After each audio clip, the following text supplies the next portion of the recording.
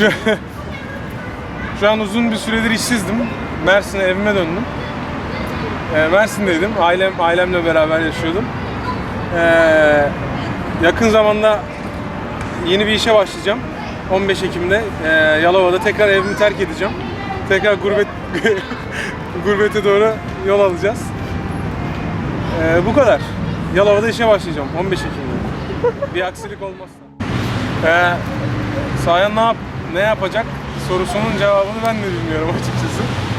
İşte ben tekrar mühendis olarak hayatıma devam edeceğim ve bu şekilde hayatımı yönlendirmek istiyorum.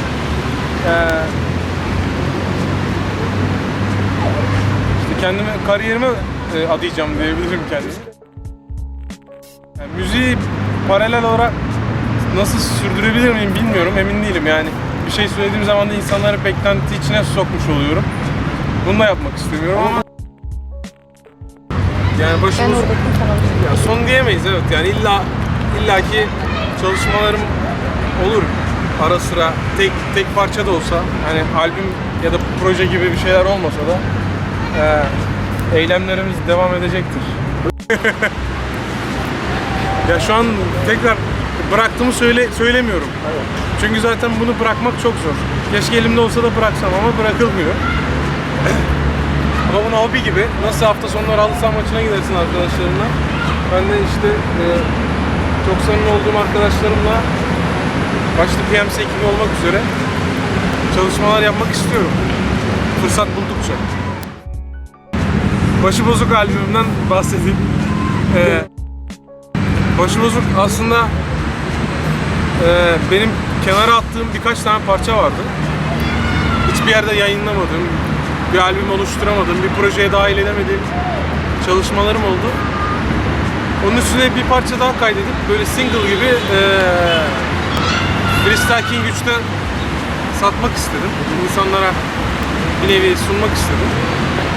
Ondan sonra kargoyla dağıtmaya başladık. Mersin'de elden çıkarmaya başladık. Ankara falan derken işin ucu koptu. Biz bayağı bunun satışına başlamış olduk. Tahminlerimin de çok üzerinde sattı. Albümün oluşması bu şekilde, yani bir albüm yapayım diye başlamadım. Elimde kalan parçaları değerlendirdim.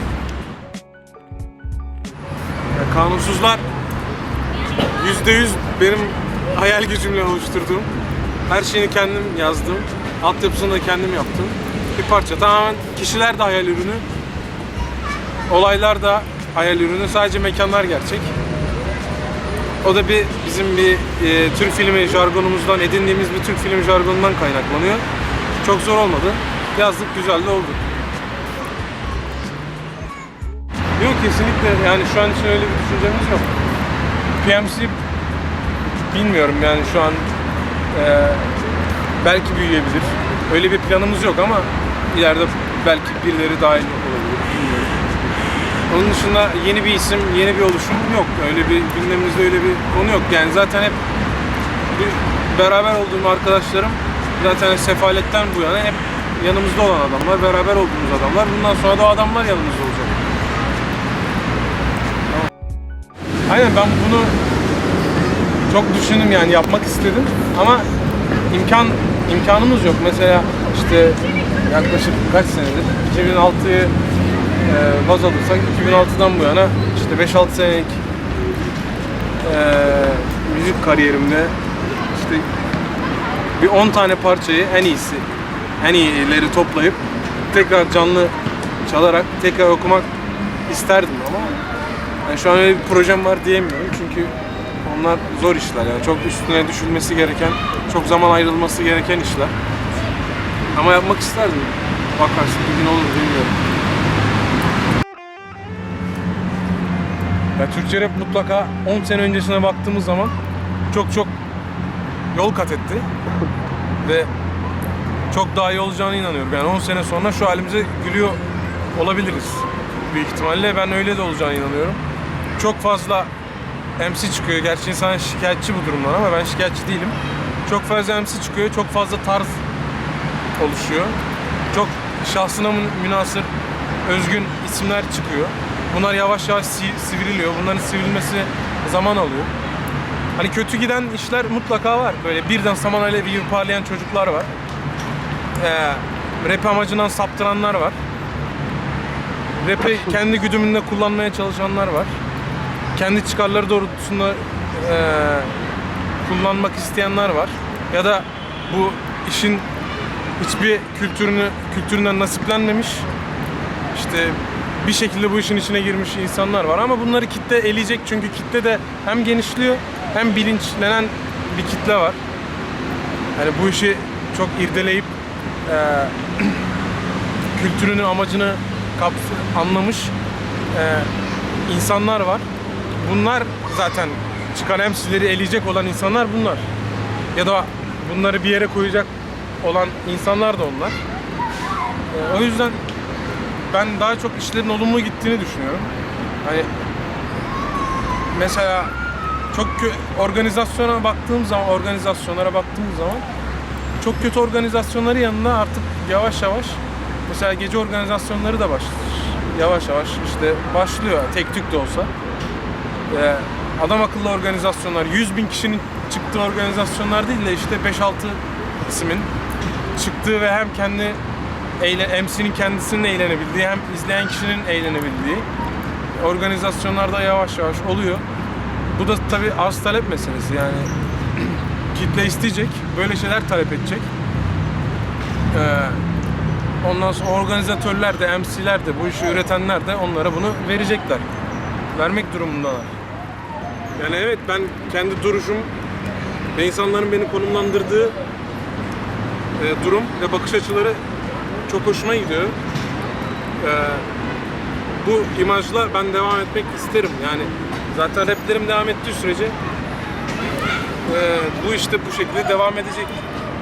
Yeter ki ben üretebileyim, yani üretmek için zaman bulabileyim.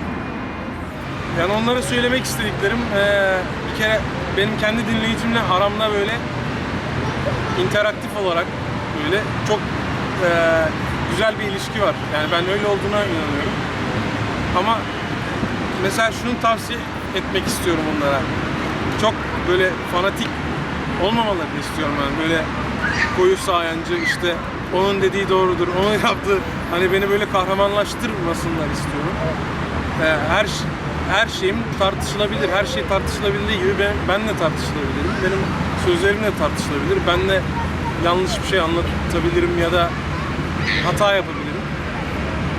En iyi de değilim. Hani sağda solda en iyi falan, kral, king, üstad falan, hani bunlar benim açıkçası çok hoşuma gitmiyor yani. Onun dışında zaten benim dinleyici kitlem, hani şöyle bir gerçek var bence, nasıl rap yaparsan öyle dinleyicin olur.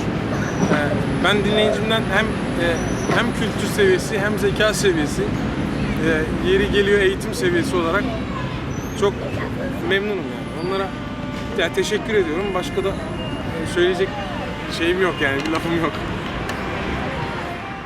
Ben sözlüğü bayağıdır takip ediyorum. Bence güzel bir fikir. Sözlükte rap'in tartışılmayan birçok yüzü, birçok yönü tartışılabiliyor sitede. Çok olumlu yanları var.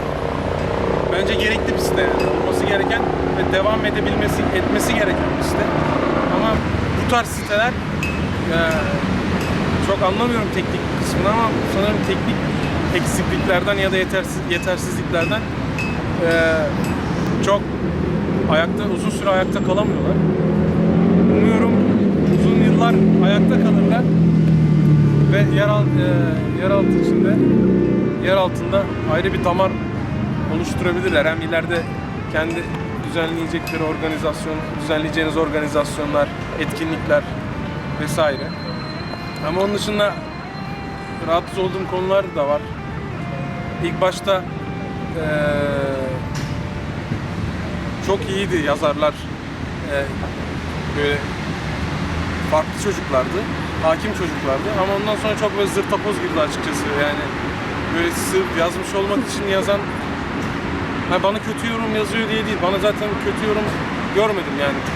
Kötü yorum görmedim ama böyle yazmak için yazan ya da bilmeden yazan bir dolu adam var. Bunların da herhalde bir şekilde eliminasyonu yapılabilir mi bilmiyorum. yapılırsa site için çok daha iyi olur. Var mı lan daha iyisi homie? Yeah.